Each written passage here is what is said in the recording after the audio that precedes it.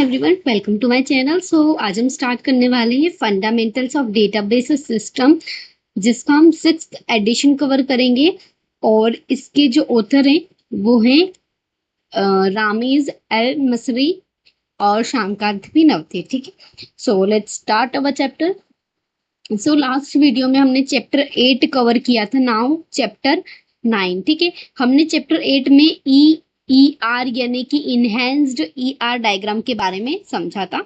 अब आगे हम इसके रिलेशनशिप्स डेटा डिजाइन से इसके बारे में समझेंगे। So this is not a big chapter, we can say that इसमें कुछ स्टेप्स हैं जिनको हमको डिटेल में नहीं पढ़ना है, खाली स्टेप समझना है।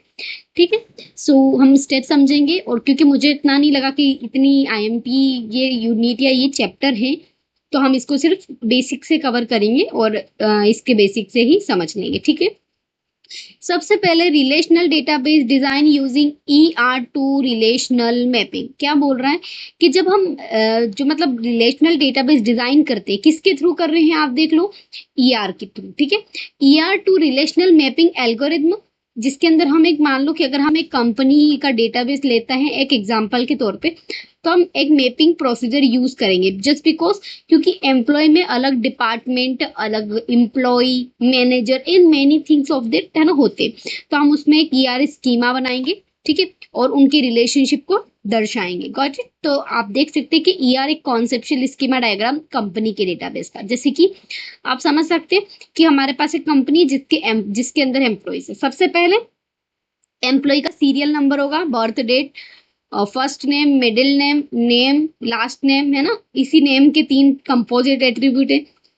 आगे एड्रेस, सैलरी और सेक्स। ठीक है, आगे देखते हैं सुपरविजन की बात करते हैं, तो हमारे पास कुछ इनके सुपरविजन होंगे, क्योंकि एक जो सुपरवाइजर होगा वो मेनी उसके अंडर में मेनी सुपर मतलब क्या बोल सकते हैं अपन उसको, उसके अंदर में भी बहुत सारे सुपरवाइजी होंगे, है ना। इसको सुपरवाइजर एक होगा, लेकिन सुपरवाइजी जो होंगे वो N हो सकते कितने भी, तो वो उनको गाइड करेगा, सिखाएगा। ठीक है, आगे समझते हैं एम्प्लॉय से ही क्या जुड़े होंगे, वर्क, क्योंकि देखो सुपरवाइजर भी कंपनी का एक एम्प्लॉय होता है। ठीक है, अब वर्क फोर किसके लिए एम्प्लॉय वर्क करेगा ये डिपेंड करता है। ठीक है, और डिपार्टमेंट के लिए करता है ना, तो डिपार्टमेंट का फिर नाम आ जाएगा, डिपार्टमेंट की लोकेशन आ जाएगी, डिपार्टमेंट का नंबर हो जाएगा। ठीक है, अब इसको मैनेज कैसे करेंगे, तो वन एम्प्लॉय भी कर सकता है और डिपार्टमेंट भी करेगा, तो 1 to 1 हो जाएगा।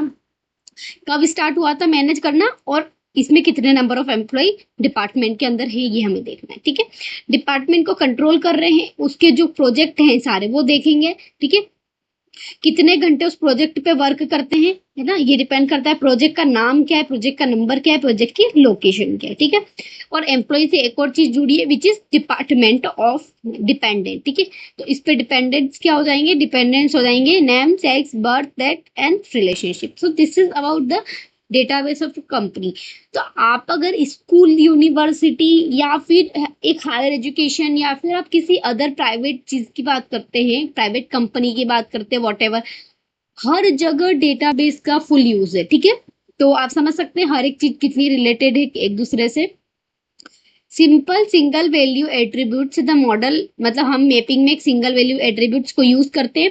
रिलेशन मॉडल कंस्ट्रेंट डिफाइन विच इंक्लूडिंग प्राइमरी की, यूनिक की एंड रेफरेंशियल की। आप जानते हैं कि हमने जो रिलेशन मॉडल कंस्ट्रेंट पढ़ा है उसके अंदर हमने एक तो प्राइमरी की पढ़ी, क्योंकि आप जानते हैं कि अगर हम रिलेशन मॉडल बनाते हैं तो उसमें हमको एक प्राइमरी की तो चाहिए, यूनिक की, रेफरेंशियल की, है ना, फॉरेन की, वी कैन से दैट। तो आगे हम समझेंगे मैपिंग के बारे में, स्टेप्स के बारे में कि कैसे हम मैप करेंगे, इसके स्टेप्स को कवर करेंगे। ठीक है,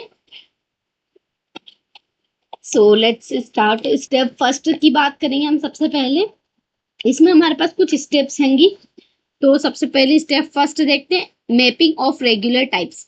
रेगुलर एंटिटी का मैप कैसे करना है, जो रेगुलर है ना, रेगुलर मतलब स्ट्रॉन्ग एंटिटीज, तो हम इसके अंदर ऑल सिंपल एट्रीब्यूट्स को क्रिएट करेंगे और उससे हम उसको मैप करने की कोशिश करेंगे। ठीक है, देखो, the relation that are created from the mapping of entities type, some time it is called the entity relationship. जिस रिलेशनशिप को हम एंटिटी से रिलेट कर रहे हैं which is called the entity relationship.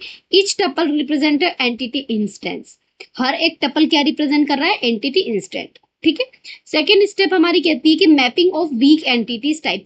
देखो अगर एक वीक एंटिटी और एक स्ट्रॉन्ग एंटिटी है, तो आप अगर मान लो एक वीक एंटिटी और एक और अपनी ऑनर एंटिटी, और आप इन दोनों को जोड़ दोगे तो ये अपने आप में स्ट्रॉन्ग एंटिटी हो जाएगी। तो हम वीक एंटिटी को हमेशा वीक नहीं रखेंगे, उसकी अपनी ओनर एंटिटी होगी जिससे हम उसको डिराइव कर सकते हैं। If there is a weak entity type E2 whose owner is also weak entity, है ना, E1, ठीक है, E2 हैज अ वीक, लेकिन E1 भी वीक है, then E1 should be mapped with E2, determine its primary cases. आपने ये भी वीक है, ये भी वीक है, E1 है, ठीक है, और यहाँ पर E2 है। और अगर हम इन दोनों को किसी रिलेशन के साथ मैप कर देंगे, समझ रहे हो, इसको अगर हम मैप कर देंगे किसी रिलेशन के साथ, तो ये अपने आप में, जब ये जो मैपिंग हमारी हो जाएगी, हमारी प्राइमरी की को डिफाइन कर देगी। Got it? आगे समझते हैं।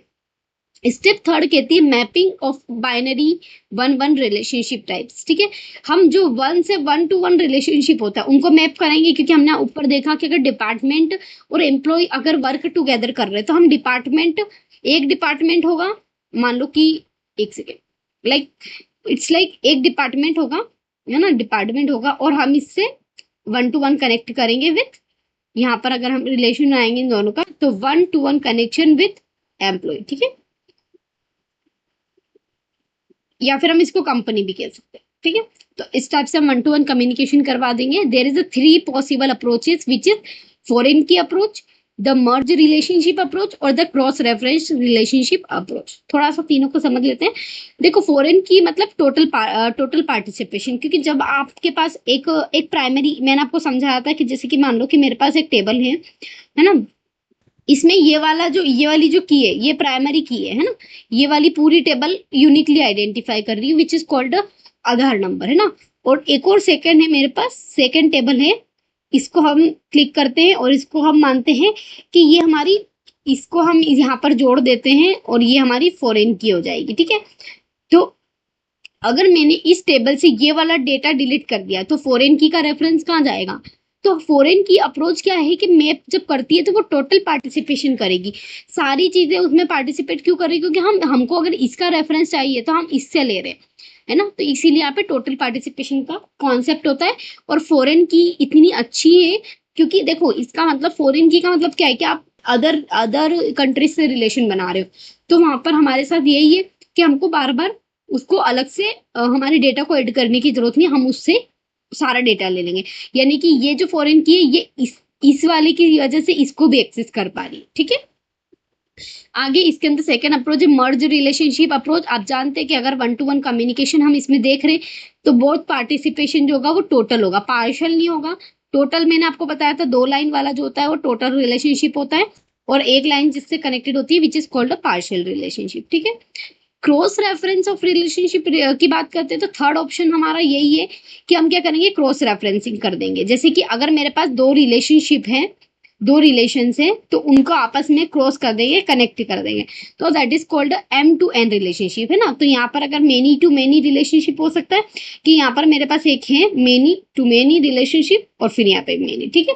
तो इस टाइप से यहाँ पे हम इतने सारे रिलेशनशिप को एक साथ कनेक्ट कर सकते हैं। नाउ आगे बात करते हो स्टेप 4 की, ठीक है। Mapping of binary 1 to N, यानी कि 1 to मेनी, है ना, 1 to मेनी की बात करते हैं। For each regular 1 to N relationship represent the participating entity type is N side, ठीक है। तो हम यहाँ पर हमारा जो रिलेशनशिप है वो M साइड होगा। देखो अगर आप, क्योंकि M वाला संभालेगा, जब जो बड़ा होगा वो संभालेगा ना, वन साइड वाला कैसे संभालेगा। तो यही कहना चाह रहा है कि जो हमारा जो रिलेशन है वो किसको डिपेंड, जैसे अगर मैंने यहाँ पर 1 to रिलेशनशिप बना दिया विथ मेनी, ठीक है, यहाँ पर है एक एंटिटी, यहाँ पे भी एक एंटिटी है, ठीक है, यहाँ पे 1 और यहाँ पे मेनी, तो ये जो रिलेशन है ये मेनी के साइड होगा, है ना। क्यों? क्योंकि मेनी संभाल लेगा, मेनी बड़ा होगा। इंक्लूडिंग फॉरेन की, अगर आप फॉरेन की में भी बात करेंगे तो भी आप यही होगा। The alternative approach is use to relation is 1 to 1। अगर हम इसके अल्टरनेटिव बात करते हैं तो ये 1 to 1, अगर 1 to 1 की होगी तो वो किसी भी साइड झुक जाएगा, कोई भी संभाल लेगा। जैसे कि इट्स लाइक पेरेंट्स, अगर हमारे पास देखो एक तरफ हमारी मम्मी है, एक तरफ हमारे पापा है, तो आप देखो कि अगर बच्चे को एक बच्चे को डांट रहा है तो दूसरे बच्चे, मतलब उस बच्चे को दूसरा पेरेंट जो होगा वो संभाल लेगा। कि मतलब क्योंकि देखो अगर दोनों ही एक साथ बच्चे को डांटेंगे तो उस पर बैड इफेक्ट पड़ेगा, ठीक है। तो एक उसको प्यार से समझाएगा और एक उसको डांट के, तो स्ट्रिक्टनेस भी जरूरी और लविंग भी जरूरी, केयरिंग भी जरूरी। तो that is called the exact relationship, है ना। तो हम उसी को कहते हैं कि आपका रिलेशन ऐसा होना चाहिए।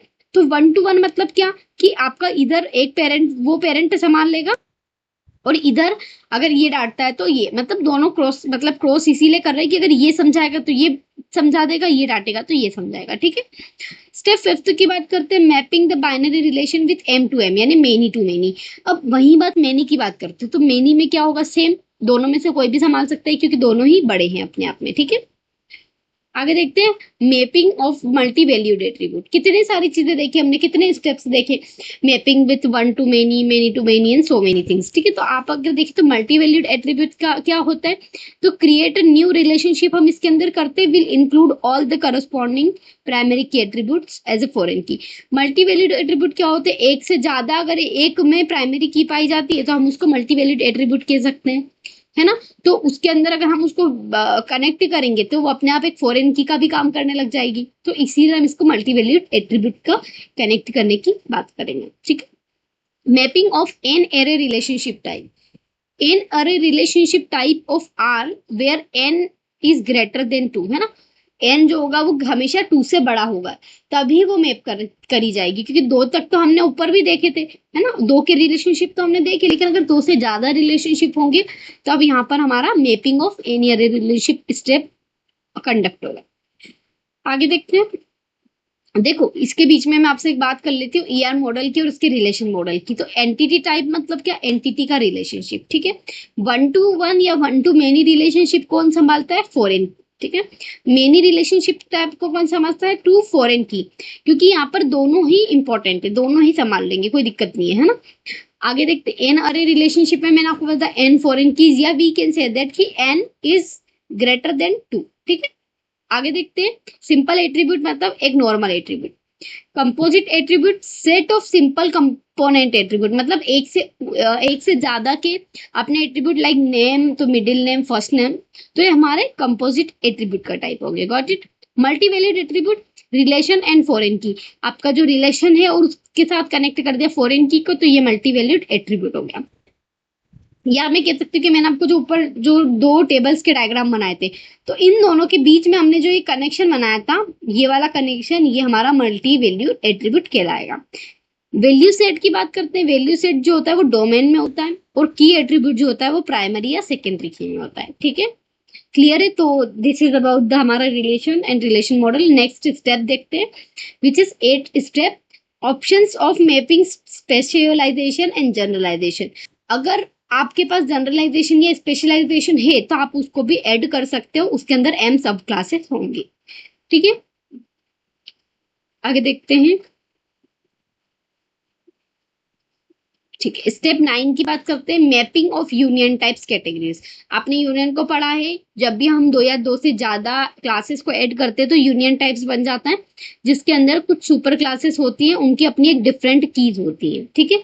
Customary to specify a new attribute is called surrogate key. Surrogate की क्या होती है, जब हम एक न्यू की एट्रीब्यूट को डिराइव कर लेते हैं, विच इज कॉल्ड सैरोगेटेड की, है ना। ये पूछा जा सकता है तो इंपॉर्टेंट है।